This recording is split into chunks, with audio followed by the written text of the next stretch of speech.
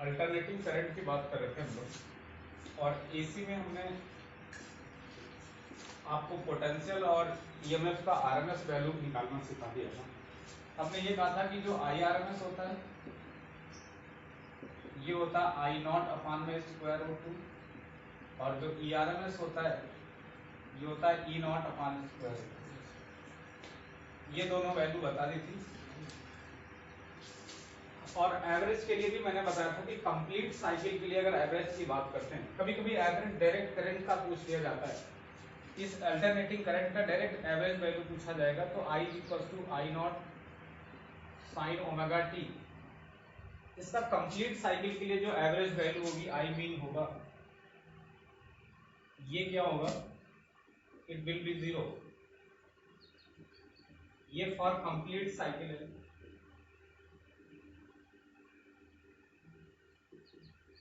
और उसका रीजन ये होता है कि इसका जो कंप्लीट एवरेज लेंगे तो जितना प्लस में होता है उतना माइनस में नेट वैल्यू, या उसको ऐसे भी आप इंटीग्रेट करके देखेंगे क्योंकि ये डिस्कंटिन्यूअस फंक्शन होगा, तो एक बार 0 से t/2, एक बार t/2 से t तक इंटीग्रेट करेंगे तो ये 0 आएगा।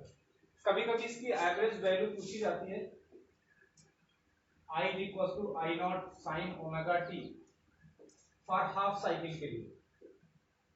तो फॉर हाफ साइकिल के लिए अगर इसे कैलकुलेट करेंगे तो आप देखेंगे कि जो I की वैल्यू आती है ये लगभग 2 times I not upon pi, ये इसकी मीन वैल्यू होती है। और इसको आप आसानी से कैलकुलेट कर सकते हैं। कैलकुलेट करने का तरीका ये है कि आप क्या करेंगे, इसका एवरेज निकालेंगे तो इसका जो आई मीन होगा वो हो जाएगा I not sine omega T dt, इसका इंटीग्रेशन करेंगे फ्रॉम 0 से t/2 अपॉन में dt का इंटीग्रेशन करेंगे फ्रॉम 0 से t/2। और इसको तो आसानी से किया जा सकता है, साइन ओमेगा टी का इंटीग्रेशन करेंगे तो क्या आ जाएगा, साइन ओमेगा टी का इंटीग्रेशन करेंगे minus times cos omega T upon में ओमेगा आ जाएगा और dt का t हो जाएगा। सॉल्व करेंगे वैल्यू रख करके t/2 upper limit minus lower limit को 0 रखेंगे और नीचे t/2 आ जाएगा, और ओमेगा की वैल्यू 2π/t रख देंगे, काटेंगे तो ये वैल्यू आ जाएगी, करके देखिएगा। तो ये मैंने एवरेज निकालने का तरीका आरएमएस और ये बता दिया था आपको। आगे जो हमको बताना है वो फेजर डायग्राम अब बताना है कि क्या होता है फेजर डायग्राम पोटेंशियल में, ईएमएफ में, या किसी इंडक्टिव सर्किट में, कैपेसिटिव सर्किट में, या रेजिस्टिव सर्किट में। तो सबसे पहले देखते हैं कि फेजर डायग्राम होता क्या है। जो फेजर डायग्राम होता है इसका मतलब ये होता है कि आपको ग्राफ खींचना है और ये चेक करना है कि पोटेंशियल जो है और जो ईएमएफ है दोनों के बीच में फेज कितने का है, मतलब एंगल कितने का है। अगर हम बात करते हैं कोई रेजिस्टिव सर्किट है, रेजिस्टिव सर्किट के लिए, और रेजिस्टिव सर्किट का मतलब है यहां पर प्योर रेजिस्टिव से। प्योर रेजिस्टिव का मतलब ये हुआ कि यहां पर इंडक्टेंस और कैपेसिटेंस नहीं होगी, और ऐसा पॉसिबल है प्रैक्टिकली भी। जैसे ये कोई रेजिस्टेंस है और ये कोई एसी सप्लाई है, यहां हमने लगाया इसको। अमूमन एसी सप्लाई को हम ऐसे दिखाते हैं और डीसी को इस तरीके से ऐसे लगाते हैं। इसका अगर रेजिस्टेंस R है और यहां से ये जो करंट I निकल रही है ये होगी, तो यहाँ जो पोटेंशियल लॉस होगा V इक्वल टू IR होगा। और यहाँ आप ये देख पा रहे हैं कि ये जो करंट और ये जो ईएमएफ है, ईएमएफ की value E nought sine omega T होगी, और जो करंट होगी इसकी वैल्यू हो जाएगी I not sine omega T. और ये जितने साइन ओमेगा टी के फंक्शन होते हैं ये किसी सर्कल के डायमीटर को रिप्रेजेंट करते हैं। जैसे अगर हम बात करते हैं ये कोई सर्कल है तो इसका ये सेंटर है, किसी पर्टिकुलर पॉइंट पे अगर पार्टिकल सर्कुलर मोशन परफॉर्म कर रहा है तो आपने एसएचएम में पढ़ा होगा कि अगर ये सर्कुलर मोशन परफॉर्म करता है पार्टिकल तो इसका फुट ऑफ पाथ मतलब ये जो डायमीटर होता है it perform the simple harmonic motion. और ये जो इक्वेशन आपको बनी हुई है sin ओमेगा टी या cos ओमेगा टी या i equals to i naught sin omega T, ये एक टाइप की एसएचएम की इक्वेशन है। जैसे किसी पर्टिकुलर टाइम t पर कोई पार्टिकल एंगुलर मोशन करता हुआ या सर्कुलर मोशन करता हुआ थीटा एंगल को करता है ओमेगा वेलोसिटी से, तो this theta is equal to omega T, मैंने आपको बताया था। यहां से अगर आप इस परपेंडिकुलर डिस्टेंस को देखेंगे तो ये x और y में डिवाइड होता है, तो ये जो y आता है ये आपका होता है a, अगर ये पूरा रेडियस a है तो a sin ओमेगा टी। बिल्कुल सिमिलरली यहाँ पर अगर हम इसको करंट मान लेंगे या पोटेंशियल मान लेंगे तो ये वैल्यू क्या हो जाएगी, जैसे एसएचएम में वहां होती थी वैसे ये हो जाएगा E is equal to E not sine omega T. और आप देखेंगे ये कि इसी सेम लाइन पे आपकी करंट भी होगी। मतलब अगर हम फेजर डायग्राम बनाते हैं और इसमें x और y को इस तरीके से रिप्रेजेंट करते हैं तो ये देखेंगे कि अगर हमारा करंट इस डायरेक्शन में है तो सेम लाइन को पोटेंशियल भी क्या कर रहा होगा, इंसाइड कर रहा होगा। मतलब अगर हम एक को b से रिप्रेजेंट करें और दूसरे को I से रिप्रेजेंट करें, then v and I both are collinear. Collinear का सीधा मकसद ये है कि इनके बीच में कोई भी फेज नहीं है, डेल्टा फाई क्या है, जीरो है, there is no phase between the current and potential. Phase का मतलब ये होता है कि कोई लैग करे कोई लीड करे, कोई आगे हो और कोई पीछे हो। जैसे अगर हम साइन ओमेगा टी की बात, साइन की बात करते हैं तो साइन का ग्राफ ये होगा और इसमें भी साइन का यही ग्राफ होगा ये, तो कोई लीडिंग नहीं होगी कोई लैगिंग नहीं होगी। ये कैरेक्टरिस्टिक फीचर है किसके लिए, प्योर रेजिस्टिव सर्किट के लिए। तो आप देख रहे हैं कि टाइम के साथ अगर किसी का भी ग्राफ खींचा जाएगा तो ये ग्राफ ये सारी चीजें ये बता रही है कि कोई लीडिंग नहीं है कोई लैगिंग नहीं है, किसके किसके बीच में, पोटेंशियल के बीच में और करंट के बीच में। ये कैरेक्टरिस्टिक फीचर है किसकी, प्योर रेजिस्टिव सर्किट की। नोट कर लो इसको, ऐसे बना लो, ये इसका फेजर डायग्राम है, ये इनमें से सारे बना सकते हो। इसके बाद इसी तरीके से हम प्योर इंडक्टिव सर्किट की बात करेंगे। प्योर इंडक्टिव तो ऐसे पॉसिबल नहीं है, लेकिन हम ऐसा अज्यूम करते हैं कि सर्किट ये प्योर इंडक्टिव है, मतलब इसमें रेजिस्टेंस नहीं है। तो स्टडी के पॉइंट ऑफ व्यू से तो ठीक है, प्रैक्टिकली ये ऐसा पॉसिबल नहीं कि कोई वायर को हम क्या करें, कॉइलिंग करें और उसमें इंडक्टेंस आ जाए और रेजिस्टेंस नेग्लिजिबल हो जाए, ऐसा हो नहीं सकता है, क्योंकि वायर से ही कॉइल बनेगी और वायर में ऐसा हो ही नहीं सकता कि रेजिस्टेंस ना हो। तो प्रैक्टिकली ये पॉसिबल नहीं है। इंडक्टिव सर्किट क्या होता है,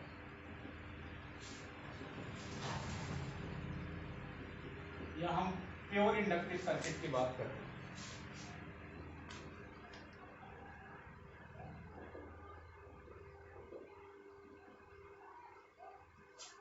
यहां पर हम ये देख रहे हैं कि एक इंडक्टर इस तरीके से लगा हुआ है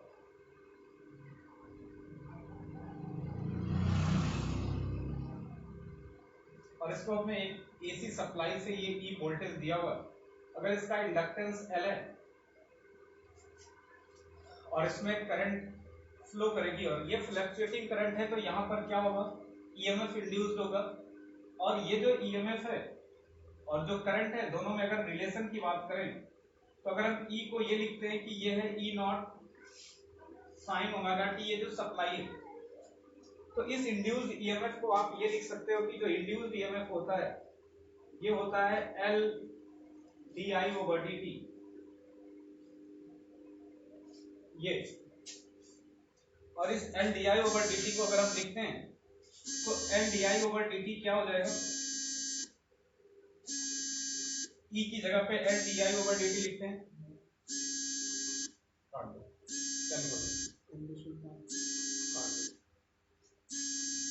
L D I over D T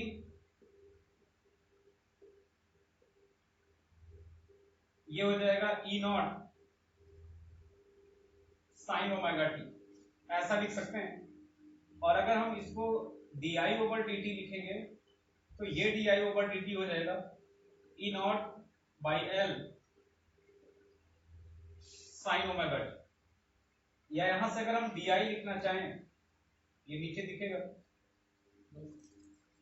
DI की अगर हम बात करते हैं तो DI आ जाएगा आपका E not upon L sign omega T dt। इस dt को इधर हमने मल्टीप्लाई कर दिया, ऐसा हो जाएगा। और यहां से अगर आप DI की वैल्यू को लिखेंगे तो DI जो आ जाएगा ये हो जाएगा E नॉट अपॉन L, ये तो कांस्टेंट है, ये हो जाएगा साइन ओमेगा टी dt, ये टाइम के रेस्पेक्ट में वेरिएबल है, इसको इंटीग्रेट कर देंगे तो करंट आ जाएगी।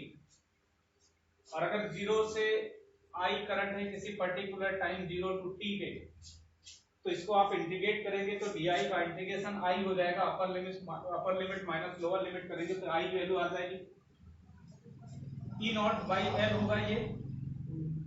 और इसको अगर आप इंटीग्रेट करेंगे तो आप जानते हैं साइन ओमेगा टी का इंटीग्रेशन क्या हो जाएगा, minus times cos omega T हो जाएगा अपान में ओमेगा, तो ये हो जाएगा नेगेटिव टाइम्स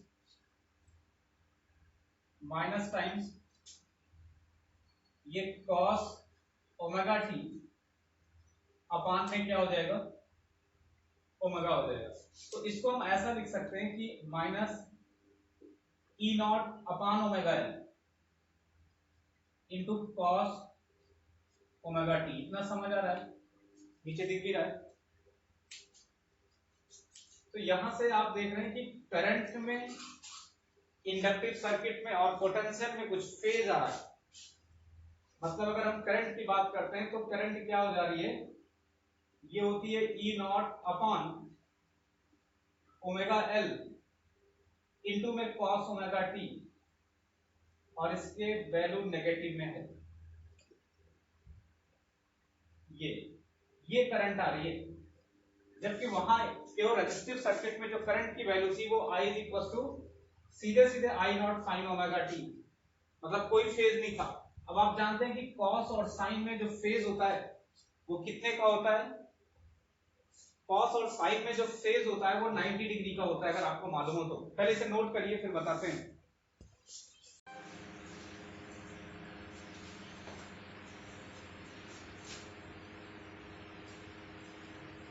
ये हमने कहा था कि I नॉट जो होगा E not omega L cos omega T. अब इसको कंपेयर करना है किस इक्वेशन से, ये देखो पहले। जैसे हम I लिखते हैं तो ये I क्या होता है, E नॉट अपॉन R होता है, अगर आपको याद हो तो।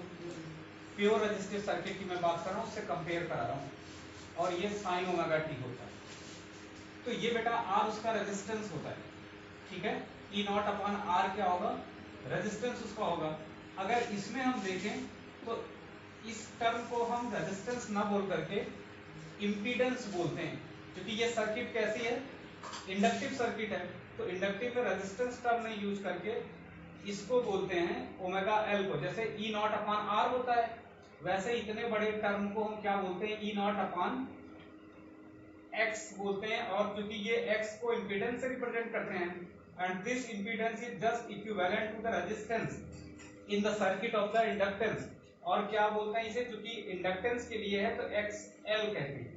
तो इसको हम ऐसा भी लिख सकते हैं E not upon XL into में cos ओमेगा t, ये हो जाएगा आपका I।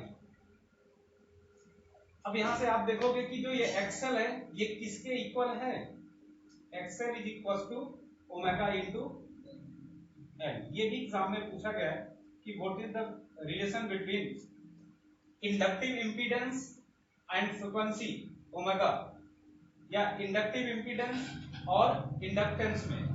या दूसरा इसमें अगर इस एक्सेल को हम और लिखें तो ओमेगा को लिख सकते हैं 2 पाई एफ इंटू में क्या हो जाएगा ये एल, तो इसे 2 पाई एफ एल भी लिख सकते हैं। मतलब एक्सएल में और फ्रीक्वेंसी में अगर रिलेशन देखा जाए तो क्या होगा, ये डायरेक्ट प्रोपोर्शनल में अगर इंडक्टेंस कांस्टेंट है तो हम ये कह सकते हैं कि ये 2 पाई और एल अगर कांस्टेंट है तो फ्रीक्वेंसी के लिए डायरेक्टली प्रोपोर्शनल है, mean XL is directly proportional to the frequency of the fluctuation, ठीक है।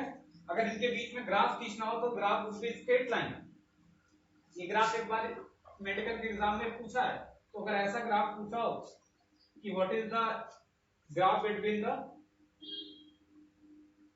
इंपीडेंस के रेजिस्टेंस या उसको सॉरी इंडक्टेंस के इंपीडेंस में और फ्रीक्वेंसी में, तो ये इस तरीके से स्ट्रेट लाइन होगा। तो ये सारी बातें आपको मालूम होना चाहिए। अब दूसरी चीज, इस करंट को अगर हम देखते हैं, जो ये वाली करंट है, ये जस्ट क्या है, कोलिनियर है पोटेंशियल के। अगर रेजिस्टिव सर्किट की बात करें और इस करंट को देखो, तो दोनों में फर्क, एक तो ये वाला है, ये वाला फर्क मैंने बता दिया। दूसरा इसमें क्या है, ये cos ओमेगा टी है और ये sin ओमेगा टी है। इसका मतलब साइन और cos में क्या रिलेशन होता है, साइन और cos में रिलेशन ये होता है कि ये 90 डिग्री क्या होता है, लीडिंग एज में होता है साइन से। लेकिन अगर ये क्या है कि माइनस ऑफ cos है, तो ये 90 डिग्री लैगिंग एज में होगा। ये कुछ ऐसा ग्राफ होगा, अगर साइन और cos का आप ग्राफ जानते हैं तो आपने देखा होगा कि साइन का ग्राफ ऐसा बनता है और जो cos का ग्राफ होता है वो ऐसा बनता है, इस तरीके से। तो जब साइन 0 होता है तो cos क्या होता है, 90 होता है। मतलब ये साइन और cos में रिलेशन क्या होता है कि cos इससे 90 डिग्री आगे होता है। लेकिन अगर ये तो साइन का ग्राफ हो गया, ये cos का ग्राफ हो गया, लेकिन साइन और माइनस cos में अगर हम ग्राफ खींचना चाहें तो साइन और माइनस cos का जो ग्राफ होता है वो ये होता है कि साइन का ग्राफ तो अगेन यही होगा और माइनस cos का ग्राफ ये होता है, इस तरीके से। तो माइनस cos जो होगा, ये 0 पे क्या होगा, साइन तो 0 होगा, लेकिन cos माइनस ऑफ π/2 होगा, मतलब माइनस में 90 होगा, इस तरीके से। तो ये क्या है, 90 डिग्री लैगिंग है। लैगिंग का मतलब पीछे है, ये वाला। तो इसको हम ऐसा भी लिख सकते हैं कि I E not upon XL into sine omega T की जगह क्या लिख सकते हैं, cos ओमेगा टी की जगह क्या लिख सकते हैं, साइन ओमेगा टी माइनस 90, या हम ऐसा लिख सकते हैं 90 माइनस ओमेगा टी, या आप ये 90 माइनस थीटा को भी तो हम साइन थीटा कहते हैं। तो ये हो जाएगा। इसको नोट करिए, फिर बताते हैं आगे।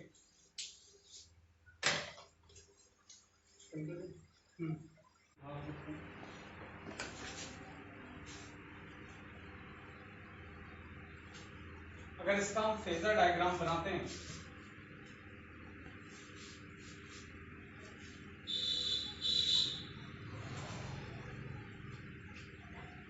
तो आप देखेंगे कि ई की वैल्यू तो सीधे E not sine omega T होगी इंडक्टेंस के लिए, और आई की वैल्यू क्या हो जाएगी, minus times E not upon XL cos omega T, या इसी को हम लिख सकते हैं I is equal to E not upon XL sine omega 90 minus omega T. और आप जानते हैं साइन 90 माइनस थीटा को अगर हम लिखना चाहेंगे तो ये कॉस थीटा हो जाएगा, और इस कॉस का टर्म नेगेटिव के साथ आएगा। तो ये आपका हो जाएगा। एक्सेल की वैल्यू ध्यान रखना है, एक्सेल एक टाइप का इंपीडेंस है, मैं बार बार बोल रहा हूं। अब इसमें अगर ग्राफ खींचते हैं हम आई में और इसके पोटेंशियल को, तो आप ये देखेंगे कि इसका जो पोटेंशियल है और जो करंट है, दोनों में जो रिलेशन होगा वो इसका जो करंट होगा, ये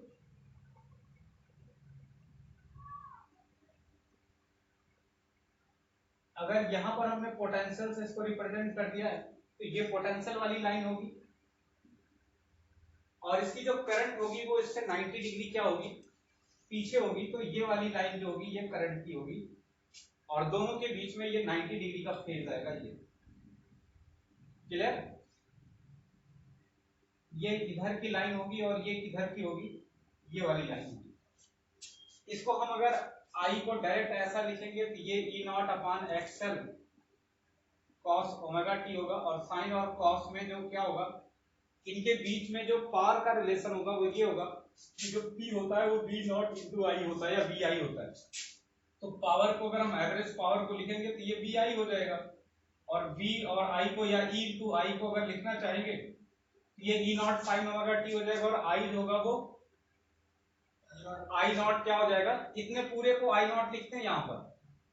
अब इस पूरे को आई नॉट लिखेंगे हम, अगर आई के टर्म्स में लिखेंगे इसको, तो ये क्या हो जाएगा, आई नॉट ये कॉस ओमेगा टी और cos ओमेगा टी से भी बेहतर है कि इसको 90 माइनस ये sin 90 ओमेगा टी ऐसा लीजिए, sin 90 माइनस ओमेगा टी ऐसा। तो इस ग्राफ में भी दिखेगा कि आपका जो इंपीडेंस आएगा, अब इस I को हम क्या लिख देंगे, अगर यहां से I का टर्म लिखेंगे तो इस तरीके वाला लिखेंगे, I नॉट, ये ऐसा लिखेंगे, और इसका लिखेंगे तो क्या लिखेंगे, E nought sine omega T. इन दोनों के बीच में एंगल कितने का है, 90। आप देख रहे हैं ना, ये 90 से क्या है, पीछे, ये दिख भी रहा है कि 90 से, इसके कंपैरिजन में ये 90 से क्या है, बैक है, या इसी को लैगिंग बोलते हैं।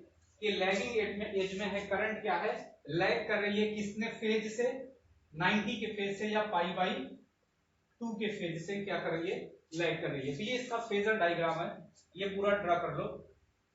और ये कई बार एग्जाम में पूछा गया, फ्रीक्वेंसी में इंपीडेंस में रिलेशन, ये पता नहीं कितनी बार कितने सवाल पे देखोगे तो पूछा गया है कि जो एक्सएल होता है ये क्या होता है, ओमेगा एल होता है, या 2 पाई एफ एल होता है, या 2 pi by T into L होता है। इस तरीके से तमाम क्वेश्चन पूछे गए हैं, नोट करो इसको जल्दी से। कभी कभी कुछ बुकों में, आपकी बुक में जो टेक्स्ट बुक है आपकी एनसीईआरटी, हो सकता है उसमें ग्राफ ये थोड़ा अलग दिया हो। अलग का इन द सेंस ये है कि वो इस सीधे सीधे इस एक्सिस पे पोटेंशियल ना दे करके ईएमएफ ऐसा दे देता है कि ये ईएमएफ ई की लाइन है, यहाँ से ओमेगा टी एंगल बनाते हैं। तो अगर ईएमएफ की लाइन है तो आप क्या करेंगे, इसको फिर भी लैग करेंगे कितना, 90 डिग्री। तो दूसरी वाली लाइन ऐसे बना देना, ऐसे भी बना रहता है, तो कोई कंफ्यूज होने की जरूरत नहीं है, मैंने सिंपल वे में वैसा बना दिया। तो ये क्या होगा, 90 डिग्री यहाँ से भी, ये पाई बाई 2 क्या करेगा, इससे लैग करेगा, मतलब ये ई है तो ये क्या हो जाएगा, आई हो जाएगा। अगर ये यहाँ से ओमेगा टी एंगल बना रहा है तो इस पॉइंट से ये कितना बना रहा होगा, अरे ये पूरा 90 है तो ये क्या बना रहा होगा, 90 माइनस ओमेगा टी। क्लियर। अगर ये वाली लाइन ऐसा है तो ऐसा भी बना रहता है, तो किसी भी तरीके का हो तो उसमें कंफ्यूज होने की जरूरत नहीं है, सब एक ही बात है। चाहो तो इसको बना लो अगर कोई दिक्कत हो तो, या बना लेना अपने हिसाब से। अब हम लोग आगे पढ़ते हैं प्योर कैपेसिटिव सर्किट के बारे में, और उसके बाद एलसीआर मिला के तीनों को एक साथ पढ़ेंगे, फिर ये टॉपिक कंप्लीट हो जाएगा।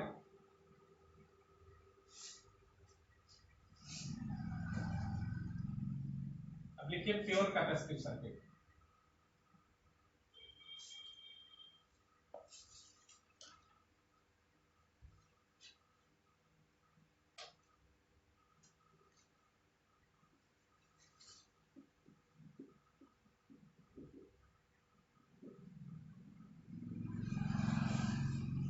ये प्योर कैपेसिटिव होगा, मतलब कैपेसिटर केवल लगा होगा, ये कैपेसिटर है, ये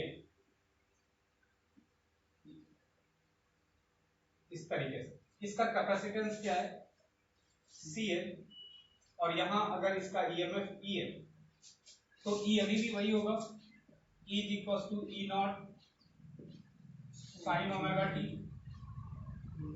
इस तरीके से।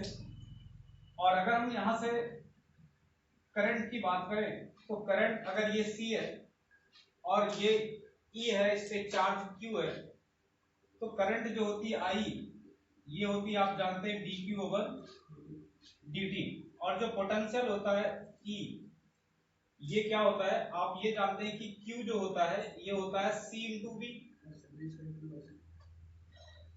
इस तरीके से।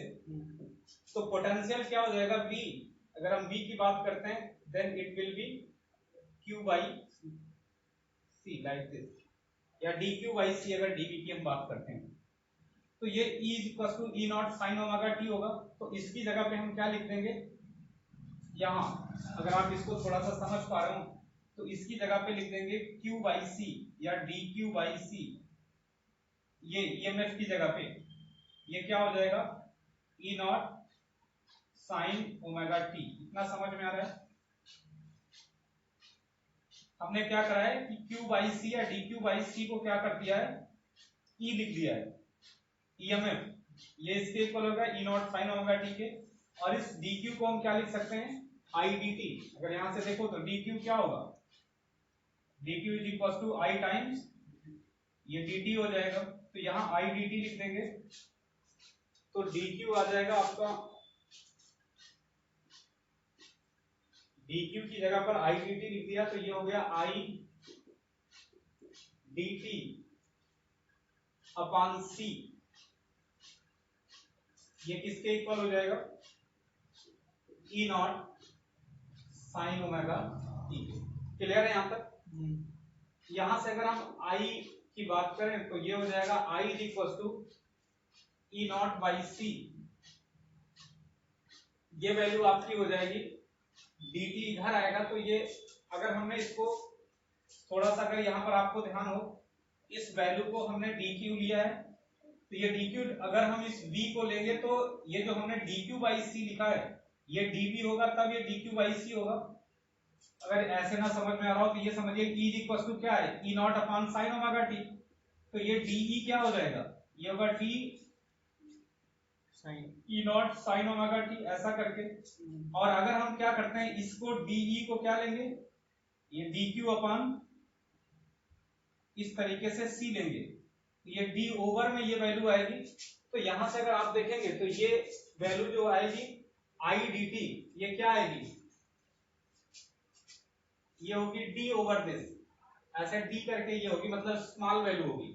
और अगर हम यहां से i ओवर c लिखेंगे, ये होगी d ओवर dt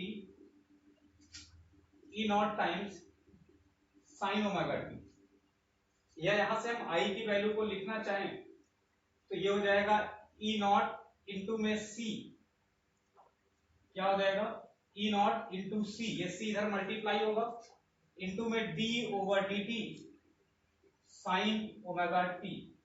और आप जानते हैं साइन ओमेगा टी का आपकी बार क्या करना है, डिफरेंशिएशन करना है, क्योंकि ये टर्म कांस्टेंट है, इनको बाहर ले लिया हमने। और d over dt sine omega T का डिफरेंशिएशन क्या होता है, d omega T sine dt का डिफरेंशिएशन क्या होगा, d over dt sine omega T का माइनस कॉस। पूरी हमको उम्मीद थी यही बताओगे तुम। तो इसका जो डिफरेंशिएशन होगा वो होगा E nought C. Sine omega T का जो डिफरेंशिएशन होता है वो कॉस ओमेगा टी होता है इसके रेस्पेक्ट में, और ओमेगा से मल्टीप्लाई भी करेंगे, और इसका इंटीग्रेशन माइनस में कॉस होता है। दोनों में फर्क तो समझो, omega times cos omega T. कभी नोट्स पलट के देख भी लिया करो।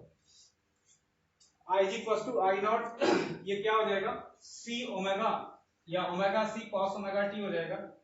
इसी वैल्यू को हम क्या लिखते हैं, इतनी वैल्यू को हम आई नॉट लिखते हैं, इतनी वैल्यू को।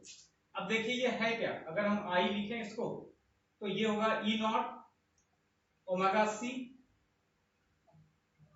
इसको थोड़ा ध्यान से समझना है, कॉस ओमेगा टी।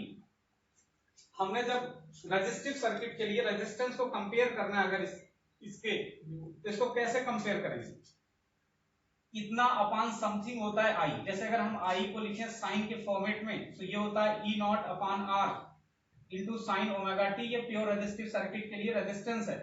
तो यहां रेजिस्टेंस जैसा इक्विवेलेंसी किस चीज की आएगी, अगर इसको हम देखें तो इसकी इक्विवेलेंसी 1 अपान ओमेगा सी जैसी आएगी। रेजिस्टेंस जैसा यहां क्या होगा, अगर यहां हम ऐसा कुछ लिख दें, ये नोट करो तो बताते हैं।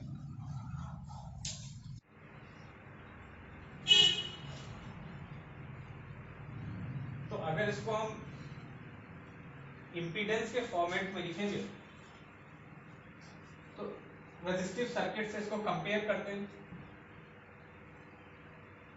इस नीचे वाली इक्वेशन को, तो आप देखेंगे कि यहां पर लिखा होगा I equals to E nought into omega C cos omega T, और रेजिस्टिव सर्किट में क्या लिखा होगा, I equals to E not upon R into sine omega T. तो ये sine omega T cos omega T, ये तो समझ में आ रहा है कि चलो दोनों की करंट में फेज है। रेजिस्टिव सर्किट में करंट पोटेंशियल के साथ होती है, जीरो फेज के साथ, यहाँ लीडिंग होगी, ये तो बात समझ में आती है। लेकिन यहाँ पर जो रेजिस्टेंस की इक्विवेलेंसी है वो किस चीज के साथ है, तो अगर यहाँ पर हम रेजिस्टेंस की इक्विवेलेंसी को ऐसा लिखें, इस सर्किट को, इस करंट को I equal to E nought upon में इसके इक्विवेलेंट रेजिस्टेंस को XC लिखें, तो एक्सी कॉस ओमेगा टी, तो यहां से एक्सी कौन सी वैल्यू होगी, एक्सी इज इक्वल टू क्या होगा, यहां पर एक्सी इज इक्वल टू क्या होगा, इस इक्वेशन से कंपेयर करके अगर मैंने यहां पर कुछ चीज को एक्सी लिखा हुआ है तो what is the value of XC, cos omega E not upon XC into cos omega T. इस और इस इक्वेशन को अगर एक ही लिखा हुआ है मैंने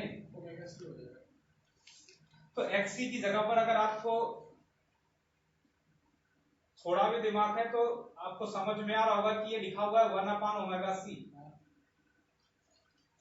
ओमेगा सी नहीं लिखा हुआ, 1 अपॉन ओमेगा सी लिखा हुआ, क्योंकि हमने इनटू में एक्सी नहीं लिखा हुआ है, ई नॉट अपॉन एक्सी लिखा हुआ है, तो एक्सी का किस जगह पर एक्सी को रखा है, 1 अपॉन ओमेगा सी की जगह पे एक्सी को रखा है। जब यही चीज हम आपको इंडक्टिव सर्किट में बता रहे थे तो ये कैपेसिटिव इंपीडेंस है, ये इंपीडेंस ऑफ कैपेसिटिव सर्किट है,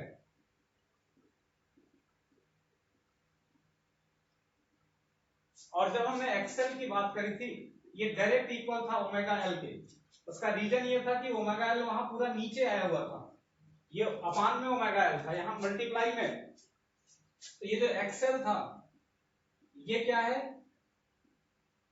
ये भी इंपीडेंस है किस सर्किट का, impedance of the inductive circuit.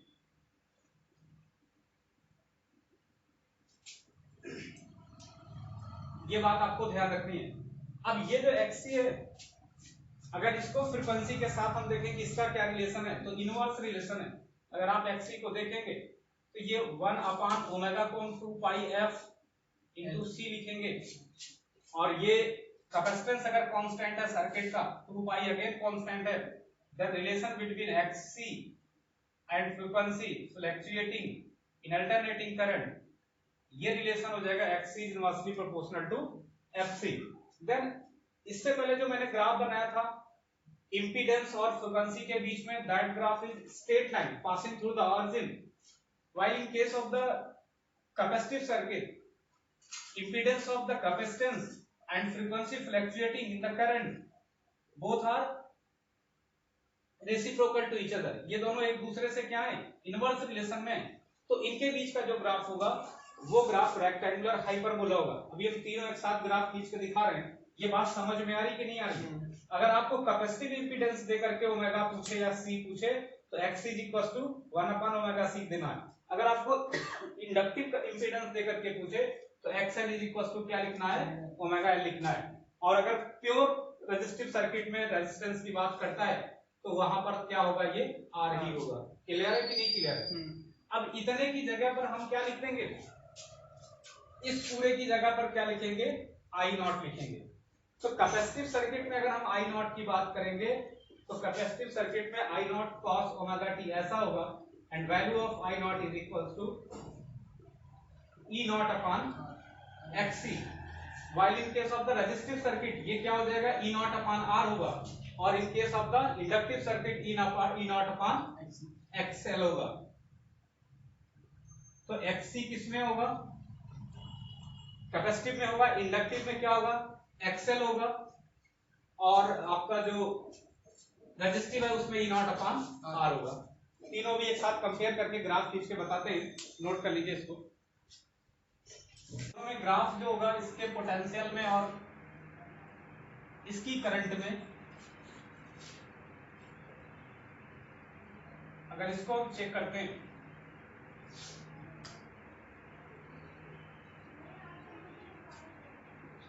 तो आप ये देखेंगे कि इसका ईएमएफ तो अभी भी वही वाला है, सीधी लाइन से ईएमएफ जाएगा, ई जो होगा ये क्या होगा, E not sine omega T होगा।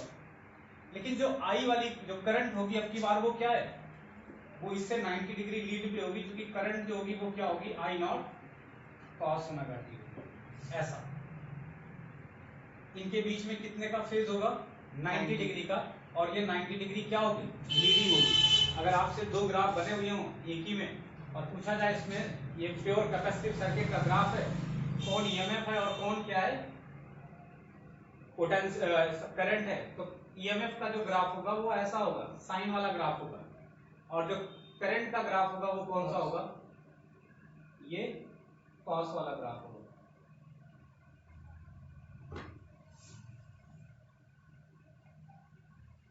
ये तो ऐसा होगा, और ये जो होगा आपका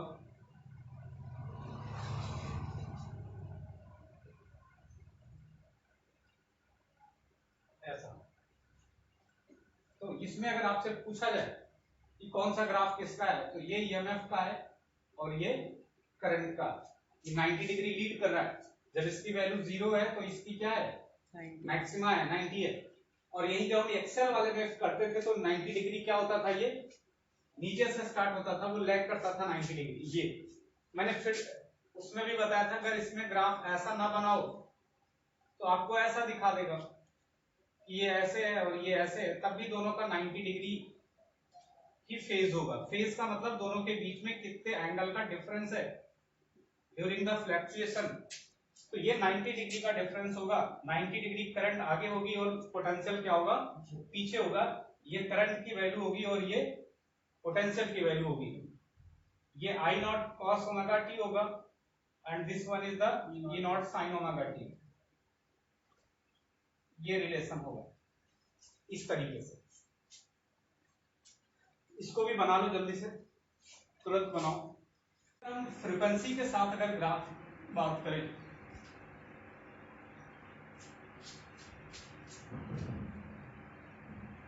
तो हमने आपको ये बताया कि अगर रेजिस्टेंस में देखा जाए तो R ये फ्रीक्वेंसी पे डिपेंड नहीं करता, जबकि इंडक्टिव सर्किट की बात करते हैं तो यहाँ जो XL था ये डायरेक्ट, ये क्या था, इक्वल टू ओमेगा L था। तो XL को हम क्या लिख सकते हैं, 2 पाई f इंटू L, और इन दोनों वैल्यू को अगर हम कांस्टेंट लेते हैं then XL is directly proportional to frequency. तो अगर आपसे पहले रिलेशन में यहीं पर तीनों बातें कर लेते हैं, फिर तीनों ग्राफ हम ड्रा करेंगे। और अगर हमने XC की बात करी है तो ये क्या थी, 1 अपान ओमेगा C। तो XC क्या हो जाएगा, 1 अपान 2 पाई f इंटू C। और 2 पाई और C को अगर हमने, 2 पाई तो कांस्टेंट है, अगर कैपेसिटेंस को हमने कांस्टेंट ले लिया तो क्या हो जाएगा, यहां से आप देखेंगे कि XC जो होगा वो इनवर्सली प्रोपोर्शनल टू क्या हो जाएगा, फ्रीक्वेंसी हो जाएगा ये। तो इन दोनों में अगर हमको इन तीनों में ग्राफ खींचना हो तो वहां ऐसे ग्राफ खींच करके पूछता है कि कौन से सर्किट है ये, रेजिस्टिव है कि क्लोज कर शिफ्ट कर दो, तब मैं जाऊँ। आज आए नहीं आप।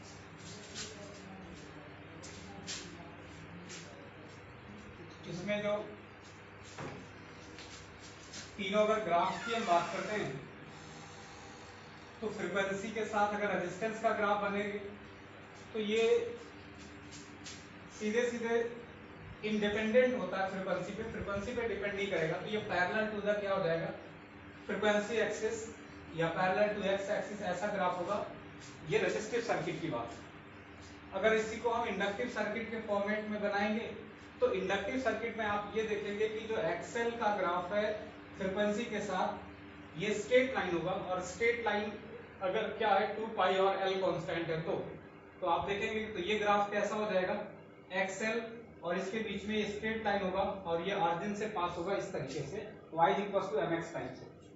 और अगर हम इसको लास्ट में ये देखते हैं कि इसका जो ग्राफ है इसके साथ XC के साथ f का फ्रीक्वेंसी का ग्राफ, तो आप ये देख पाएंगे कि रेक्टेंगुलर हाइपरबोला होगा, RH होगा, RH, या इसी को हम बोलते हैं रेक्टेंगुलर हाइपरबोला। तो ये फ्रीक्वेंसी के साथ रिलेशन है अलग अलग सर्किट के लिए, चाहे वो इंडक्टिव सर्किट हो, चाहे वो कैपेसिटिव सर्किट हो, चाहे वो रेजिस्टिव सर्किट हो। तो रेजिस्टिव सर्किट फ्रीक्वेंसी पे डिपेंड नहीं करता है, ये आपको ध्यान रखना है।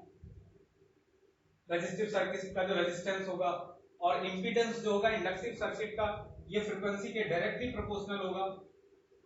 और जो कैपेसिटेंस, कैपेसिटर में जो होगा कैपेसिटेंस का जो इंपीडेंस होगा ये इस फ्रीक्वेंसी के इनवर्सली प्रोपोर्शनल होगा।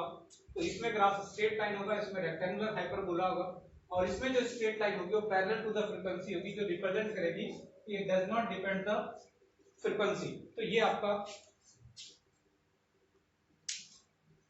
ओवरऑल एसी के बारे में रहा। अब इसके बाद से हमको जो आगे पढ़ना है वो तीनों एलसीआर सर्किट के बारे में पढ़ना है कि तीनों को अगर हम एक में ज्वाइन कर देते हैं, एल को भी, सी को भी, आर को भी, तो जो एलसीआर सीरीज में होगा उससे क्या रिलेशन आएगा। फिर ये टॉपिक कंप्लीट होगा, हम लोग ईएमआई डिस्कस करेंगे और ये यूनिट फिर खत्म हो जाएगी। तो नेक्स्ट टॉपिक, नेक्स्ट टर्म पे हम लोग जो पढ़ेंगे वो एलसीआर सर्किट पढ़ेंगे। जैसे अगर हम इसको इंडक्टेंस इसमें जोड़ दें, कैपेसिटेंस जोड़ दें और ये रेजिस्टेंस, तीनों एक ही में सीरीज फैशन में जोड़ देंगे इस तरीके से ये, तो फिर इनका एक साथ क्या इंपीडेंस होगा, क्या सारी इक्विवेलेंट चीजें होगी, ये सारी चीजें इसमें डिस्कस करेंगे। ये ईएमएफ हो जाएगा आपका ई, इसमें ये करंट जाएगी।